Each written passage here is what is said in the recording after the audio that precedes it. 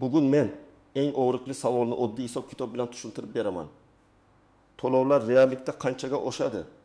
Ko'pchilik yangiliklarda tarif oshdi, kompensatsiya bo'ladi, me'yor saqlanadi degan gaplarni eshitadi. Lekin oxirida kvitansiya kelganda nima uchun summa kattalashganini tushunmay qoladi. Bu ma'lumot har bir xonadon uchun juda muhim.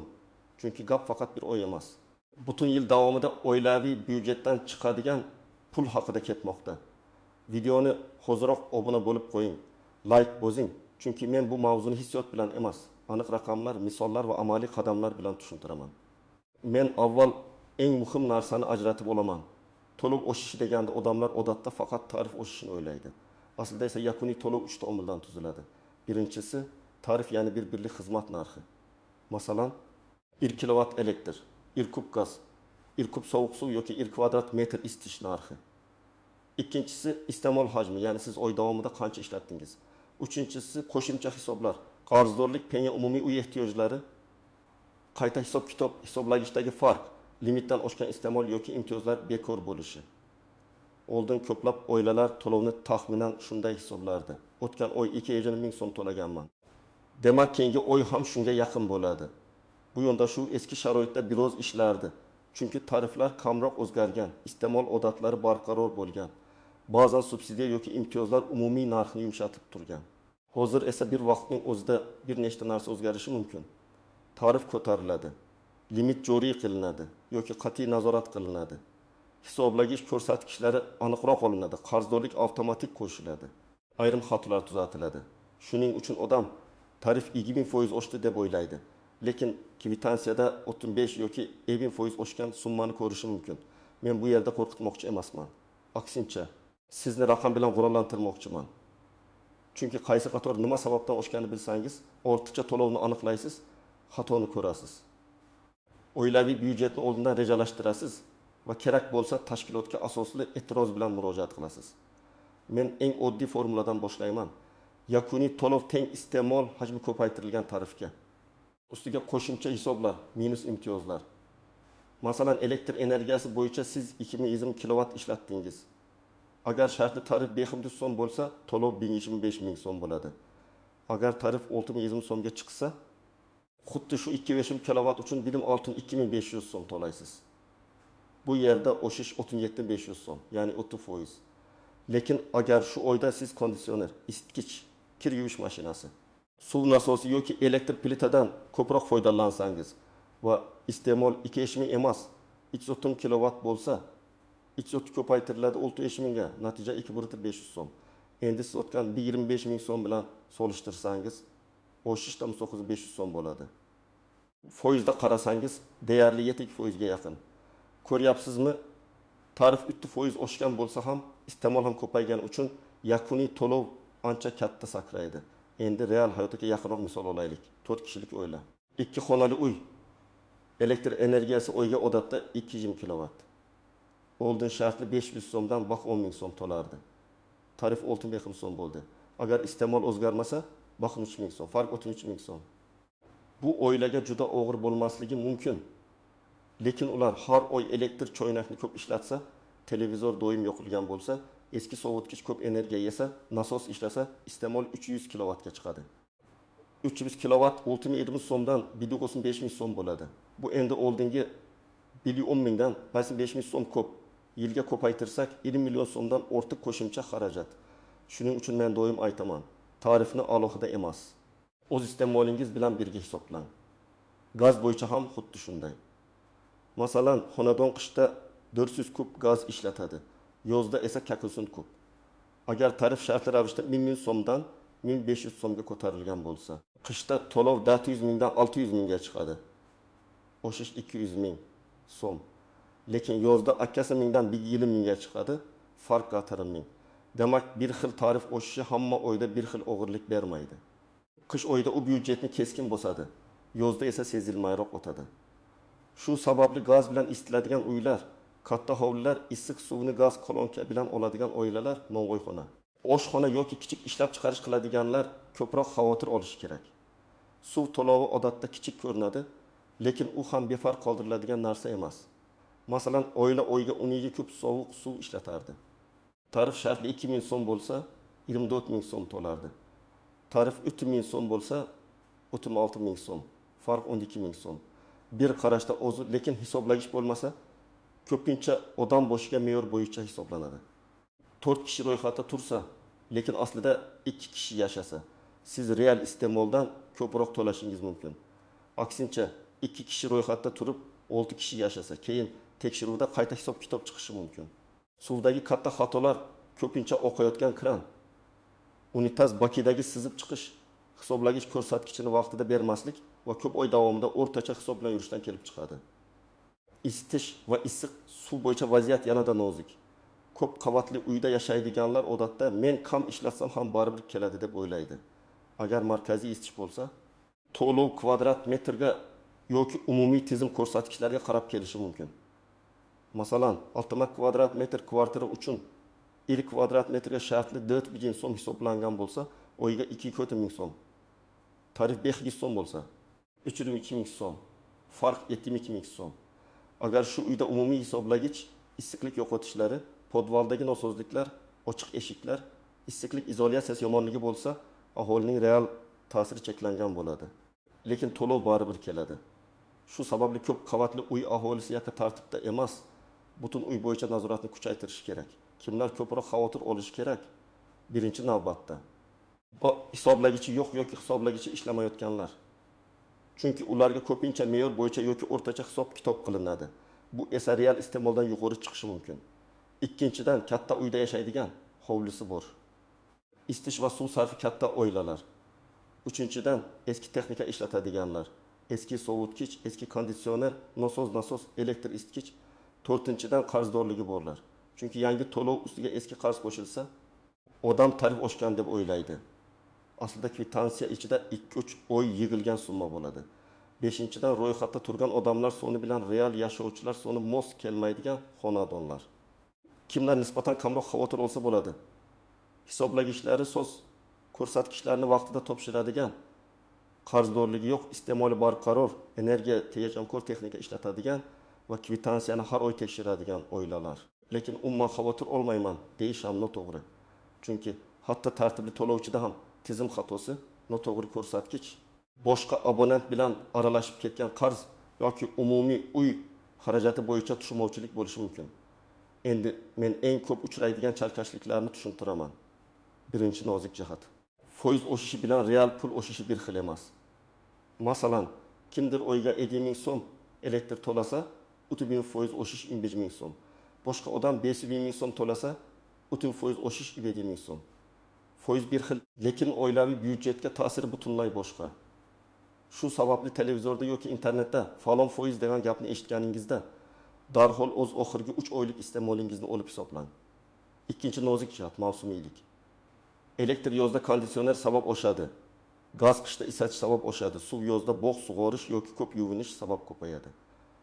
Agar tarif oshishi aynan yuqori iste'mol mavsumiga to'g'ri kelsa, zarba kuchliroq bo'ladi. Masalan, yozda elektr tarifi oshsa, konditsioner ishlatadigan xonadonlar buni darhol sezadi. Qishda gaz bo'yicha shunday bo'ladi. Shu bois men har bir oilaga alohida qish byudjeti va yoz byudjeti tuzishni tavsiya qilaman. Uchinchi nozik jihat, hisoblash ko'rsatkichini bermaslik. Ko'p odamlar baribir o'zlari ko'radi deb yuradi. Lekin amaliyotda ayrim oylar o'rtacha hisob bilan yopiladi. Keyin haqiqiy ko'rsatkich olinganda katta farq bir oyga tushib qoladi. Masalan, 3 oy davomida sizga har oy 1 kilovatdan yozildi. Aslida esa har oy 1,1 kilovat ishlatdingiz. 3 oyda 2,7 kilovat farq yig'ildi. Keyingi oy ko'rsatkich topshirilganda sizga joriy iste'mol ustiga o'sha farq ham qo'shilishi mumkin. Natijada kvitansiya birdaniga kattalashadi. Odam tarifdan bo'ldi deydi. Lekin sabab hisoblagich ma'lumotining vaqtda yurmasligi bo'lishi mumkin. 4-nozik jihat, qarzdorlik va penya. Kvitansiyada joriy oy to'lovi, eski qarz, penya va qayta hisob kitob alohida ko'rsatilishi kerak. Lekin ko'p odamlar umumiy summani ko'radi va vahimaga tushadi. Masalan, joriy oy elektr 1000 ming so'm, eski qarz 2 ming so'm, penya 8 ming so'm bo'lsa, umumiy dartim 8 ming so'm chiqadi. Bu tarif 2 barobar oshdi degani emas. Bu sizga tizimda qarz bor degani. Shuning uchun har doim kvitansiyadagi satrlarni alohida o'qing. 5-nozik jihat imtiyoz va kompensatsiya. Ayrim toifadagi fuqarolarga davlat tomonidan yordam kompensatsiya yoki imtiyoz bo'lishi mumkin. Lekin bu avtomatik har doim ham to'g'ri tushmasligi mumkin. Hujjat yangilanmagan, plastik karta yoki hisob raqam noto'g'ri kiritilgan, ro'yxatdagi ma'lumot mos emas, ariza berilmagan bo'lishi mumkin. Natijada odam imtiyozga haqli bo'lsa ham to'liq tarif bo'yicha to'lab qo'yadi. Men bunday vaziyatlarda menimcha menga imtiyoz bor deb emas, aniq hujjat bilan borishni maslahat beraman. 6-nozik jihat. Limit va bosqichli tarif. Agar xizmat narxi ma'lum me'yorgacha bir narx, undan oshganda boshqa narx bo'lsa, to'lov keskin o'zgarishi mumkin. Masalan, 200 kilovattgacha tarif 500 so'm, 200 kilovattdan yuqorisi 800 so'm bo'lsa, 2500 kilovat ishlatgan odam 2500 ni bitta narxga ko'paytirmaydi. 200 kilovat 500 so'mdan 1000, qolgan 50 kilovat 800 so'mdan 1000, jami 1000 bo'ladi. Agar odam 1099 kilovat ishlatsa 99500 so'm. Faqat 1 kilovat farq to'lovni gardamindan ko'proq oshirishi mumkin. Mana shu joyda elektr isitgich, konditsioner, issiq pol, suv nasosi yoki elektr plita yashirin xarajatga aylanadi. 7-nozik jihat umumiy uy ehtiyojlari. Ko'p qavatli uyda yo'lak chiroqlari, lift, nasos, podvaldagi texnik qurilmalar, umumiy suv yo'qotishlari bo'lishi mumkin. Bu xarajatlar ba'zan aholiga taqsimlanadi. Agar uyda noqonuniy ulanish, nasos sim, suv oqishi yoki hisoblagichdagi farqlar bo'lsa, tartibli to'lovchilar ham zarar ko'radi. Shu sababli men bitta xonadon emas, butun uy nazorati muhim deyman. Uy boshqaruvchisi shirkat yoki boshqaruv kompaniyasidan umumiy hisoblagich ko'rsatkichlari, dalolatnomalar va taqsimot usulini so'rash kerak. 8-nozik jihat men ishlatmadim degan gap har doim yetarli dalil emas. Masalan, siz 2 oy uyda bo'lmagansiz, lekin sovutgich ishlagan, signalizatsiya, modem, elektr hisoblagich, umumiy tizimlar ishlagan bo'lishi mumkin. Gaz yoki suvda esa hisoblagich ko'rsatkichi o'zgarmagan bo'lsa, buni rasmga olib, vaqtida topshirmasangiz, tizim sizga o'rtacha hisob yozishi mumkin. Shuning uchun uyda bo'lmasangiz ham ko'rsatkichning nolga yaqin bo'lsa, rasmga olib saqlang va abonent bo'limiga xabar bering. Endi men sizga aniq qadamlarni beraman. Birinchi qadam, oxirgi 6 oylik kvitansiyalarni yig'ing. Elektr, gaz, suv, issiqlik, chiqindi, boshqaruv kompaniyasi to'lovlari bo'lsa, hammasini alohida papkaga soling. Qog'oz bo'lmasa, mobil ilova, shaxsiy kabinet yoki SMS xabarlardan skrinshot oling. Har birida 3 ta raqamni belgilang. Iste'mol hajmi, tarif, yakuniy summa. Ikkinchi qadam oddiy jadval tuzing, daftarga ham bo'ladi. Ustunlar shunday bo'lsin: oy nomi, hisoblagich oldingi ko'rsatkichi, yangi ko'rsatkich, farq, tarif, joriy to'lov, qarz, penya, jami.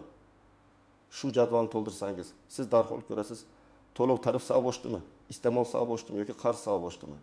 Men ko'p hollarda odamlar aynan shu jadvalni qilmagani uchun adashayotganini ko'raman. 3-qadam, hisoblagichlarni tekshiring.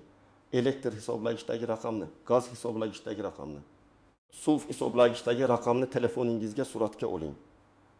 Suratga sana ko'rinadigan qilib olish foydali.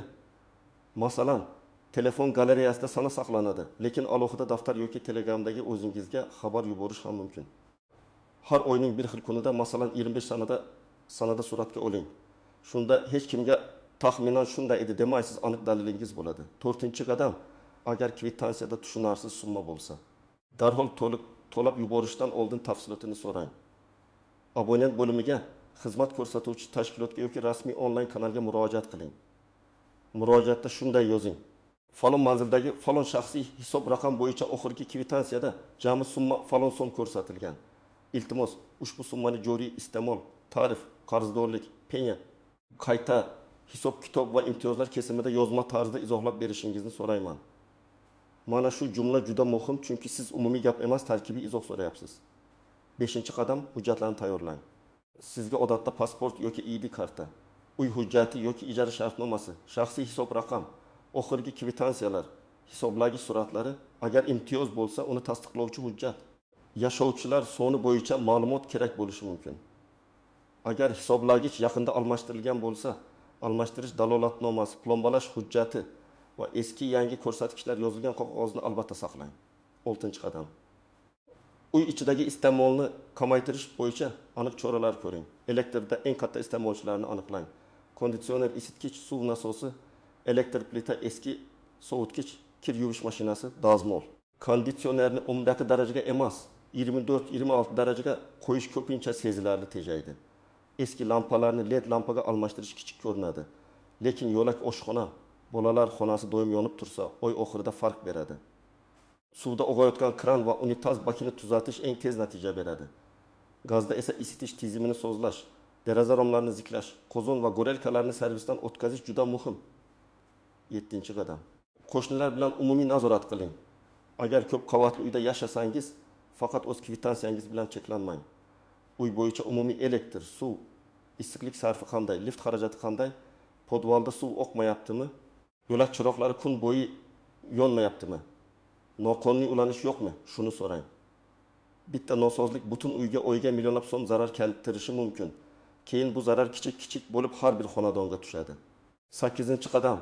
Agar xato aniqlasangiz, og'zaki janjal emas, yozma murojaat qiling. Yozma murojaatda sana, manzil, shaxsiy hisob raqam, muammo tavsifi, ilova qilingan dalillar va talab aniq bo'lsin. Masalan, 2025 yil may oyi uchun suv to'lovi 68 kub deb hisoblangan, lekin hisoblagich suratida ko'rsatkichi bo'yicha iste'mol 10 kub tashkil qiladi. Shu sababli qayta hisob-kitob qilib berishingizni so'rayman. Dalil sifatida surat, avvalgi kvitansiya, hisoblagich raqami va plombaning holatini qo'shing. 9-qadam. Oilaviy byudjetda yangi kommunal zaxira yarating. Masalan, sizning o'rtacha kommunal to'lovingiz 600 ming so'm bo'lsa, tarif va mavsumiy o'zgarishlarni hisobga olib, kamida 20-30% zaxira qo'ying. Ya'ni 600 ming emas, 772-800 ming so'mga tayyor turing. Agar kam kelsa, qolgan pulni keyingi oyga o'tkazing. Bu usul qarzdorlikka tushib qolishning oldini oladi. 10-qadam. Har oy bir marta to'lov auditi qiling. Bu murakkab ish emas, 15 daqiqa vaqt oladi. Kvitansiyani ochasiz, hisoblagich suratiga solishtirasiz, tarifni tekshirasiz. Qarz bor yo'qligini ko'rasiz. Tushunarsiz qator bo'lsa belgilab qo'yasiz. Agar har oy shuni qilsangiz, xato bir yil yig'ilib katta summaga aylanmaydi. Xulosa shuki, to'lovlar reallikda qanchaga oshishini bitta foiz bilan aytib bo'lmaydi. Yakuniy summa tarif, iste'mol, mavsum, limit, qarzdorlik, hisoblagich holati, imtiyoz va umumiy uy xarajatlariga bog'liq. Men sizga eng muhim narsani eslataman. O'z raqamingizni bilmasangiz, hech kimning umumiy izohi sizga aniq javob bo'lmaydi. Oxirgi kvitansiyalarni oling, iste'molni hisoblang, tushunarsiz summani yozma so'rang va xatoni dalil bilan talab qiling. Sizning xonadoningizda to'lovlar qanchaga oshdi? Eng katta farq elektrdami, gazdami, suvdami yoki isitishdami? Izohlarda yozing. Men keyingi videolarda eng ko'p uchraydigan holatlarni alohida hisob-kitob qilib beraman. Video foydali bo'lgan bo'lsa, like bosing, kanalga obuna bo'ling va yaqinlaringizga yuboring. Chunki bu mavzu har bir oilaning cho'ntagiga bevosita ta'sir qiladi.